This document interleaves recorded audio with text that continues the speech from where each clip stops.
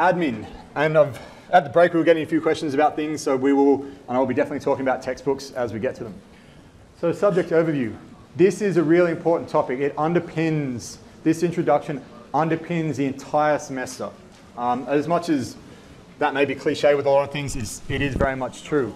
Knowing the incentive structures and why management do what they do is incredibly important to pick up what's going on with the regulation. Now, next week we'll be looking at revenues, so how companies record revenues and around construction contracts.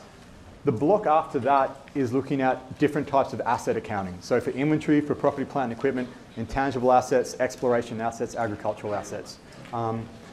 Liabilities, provisions, contingents and financial instruments are in week 6. And what you see up on the board there, that is all the content for the mid-semester exam. So week 6 draws the line. Week 7 obviously happens before the mid-semester, but that is employee benefits and that is not part of the mid-semester content. After the break, we come to specific issues. Foreign currency financial instruments again, but then it's looking at the heart of financial instruments, so around derivatives and hedging. We look at leases, we look at tax, and we look at cash flows. So that's kind of how it all sort of sets out. Now, not teaching ABC, but teaching the postgrad equivalent, and I know many of you guys are either doing it or have done it. But with ABC, it's absolutely true that there is a definite build across the semester. Subsidiaries, like you need to be sort of going each week and making sure you do that stuff each week. This, to an extent, is the same, but it's a little bit more modular. Like these all do relate to each other, but then provisions and contingents, are kind of the other side of the balance sheet. So there is a bit of separation there. These really run off what you've done previously. So these do look back at the things from before. But there is a little bit more modularity with what goes on with our subject. But as cliche as it is, keep up to speed with it. It just makes life, as you come to the assessments, so much easier. Mid-semester exam. The mid-semester exam happens in mid-semester exam week. It is 30%. It is a restricted open book exam, which means you can bring in the accounting standards, which I'll show you what that book is in a second. So it's a 2014 handbook. Okay, I'll talk about that in a moment. There is to be no writing in that handbook. You can put tabs in it, you can underline, you can star things, you can highlight things, you can put sticky notes in them, but you just can't write anything in English or in any other language. It covers topics 1 to 6. The assignments, there are 2 assignments. The first one has been released on UTS Online today. I will actually talk about it in just a second. The first one is 10% and is due in about 3 weeks' time. The second one will happen after the break. The final exam is in final exam period. It is restricted open book again. The theory topics cover everything, but I'll talk what that actually means after the break. We really don't look as comprehensively at the first half, but there are some things we want you to pay attention to. The practical components of the final exam will only cover topics from employee benefits on, so week 7, topic 7 onwards. Now, where is it? Okay, we won't go through the full detail of the question right now because this is now available on UTS Online and we'll talk more in depth about it next week. But this is the requirement, this bit here is the bit that I just want to talk about at the moment. Now, this is a real issue. When I was in Japan, got back on Monday, I was actually having a beer with one of the guys that worked at the ISB who is now back in Japan. He was on secondment to the ISB and works for Fujitsu. And this is something they're actually undergoing at this point in time, is they're looking at whether or not to adopt IFRS. And now when we talk about international financial reporting standards, these are the same standards that we use in Australia. So, and we'll see that as we get to the end of today. So think about it as they want to use international standards, which are the standards that we will be talking about. At this point, you don't need to know the content of the standards. That's not what's really at issue here. So the idea is that you're a recent graduate working for a Big 4 accounting firm, and your manager has asked you to prepare a report which is to be presented to the CFO of Fujitsu. So Fujitsu up in Japan. So it obviously doesn't have to be in Japanese, but that would be a little bit difficult. The report should outline the primary benefits of Fujitsu adopting, outline the primary drawbacks of Fujitsu adopting, and advising on whether you believe they should or shouldn't adopt.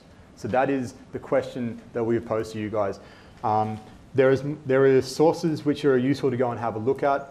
Certainly there is a lot of information on the differences between Japanese GAAP and IFRS around the costs and benefits of harmonization, around even looking at what Fujitsu itself is doing, what their organization is like, how they're structured, all those sort of things.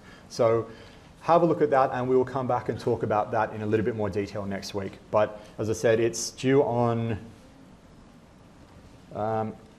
it is due on the 17th of March 2014 at 5 p.m. through Turnitin. So it's an electronic submission. So that is available on UTS Online now through subjects, through the assignments section.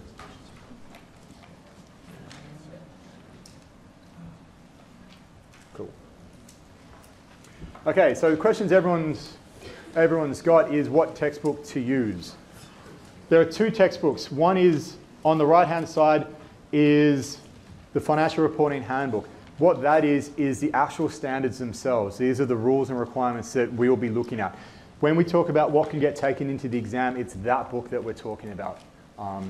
Now, if you have a 2013, that's okay. 2012, you can probably get away with it, but I wouldn't go anything earlier than 2012. However, any changes that have happened, and if that affects what you've done, we can't be responsible if that's the case. Saying that, pretty much what we're looking at, I wouldn't be too concerned. So going back to about 2012 works, and you can bring those in.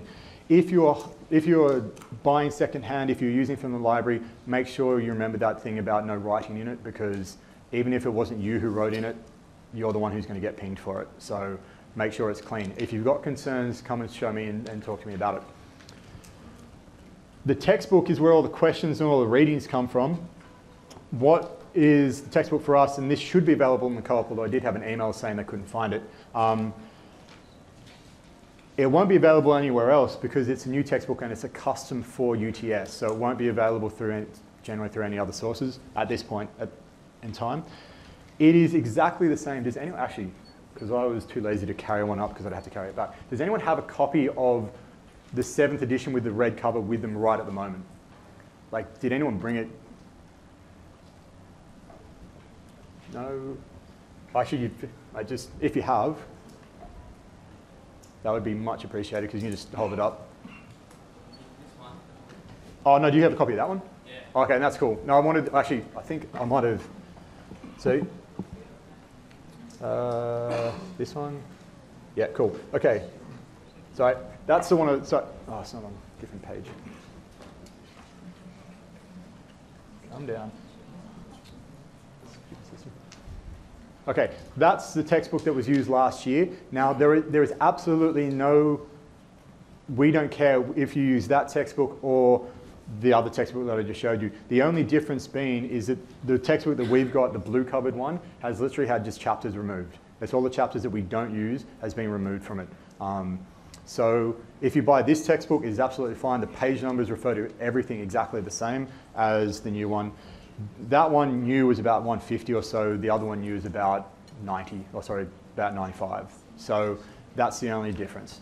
In terms of what you can get, we don't care. Go with any. So there you go. Did that answer? I mean, I had a few people coming up. Does that answer the people that had questions about textbooks? Cool.